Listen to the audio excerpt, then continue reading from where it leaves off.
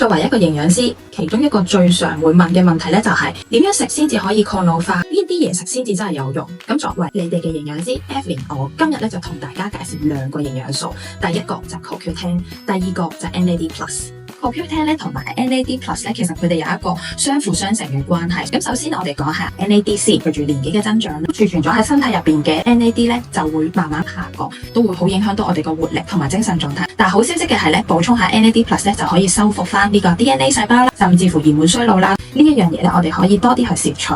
咁佢哋兩個係點樣去做一個合作？當我哋身體有 CoQ10 啦，亦都有 NAD+ 啦，咁佢哋兩個咧一齊去參與細胞嘅能量代謝過程。因為咧 CoQ10 可以有一個好強勁嘅抗氧化劑，咁去保護住呢一個 NAD+ 就可以發揮到佢自然嘅功效。CoQ10 如果真係喺天然食物裏面可以點樣去攝取？包括一啲肉類啦，例如沙甸魚啊。喺堅果類裏面咧就會係花生啦、腰果啦。喺蔬菜裏面咧咁就係西蘭花啦。呢啲咧就係喺天然食物裏面可以補充。頭先我推介嗰啲食物，大家食得多唔多咧？咁如果食得唔多嘅話，就要食多啲啦，就可以保持年輕。如果有食，點樣補充會吸收又會再好啲咧？其實食物一定得嘅，咁但係如果嗰個流失率係快過我哋去食嘅嗰個份量嘅話咧，咁就變咗做唔到我哋想要嗰個效果。今次就同大家私心推介兩個產品，一個咧就叫做 Skin Ultimate 呢個，同埋另外 Skin Even IQ 呢兩個今次係推介俾大家。Skin Even IQ 咧，佢真係主打呢一個美白同祛斑嘅。咁我裏邊咧睇到佢有一啲嘅 NAD+ 同埋 CoQ10 仲有好多唔同抗氧化劑嘅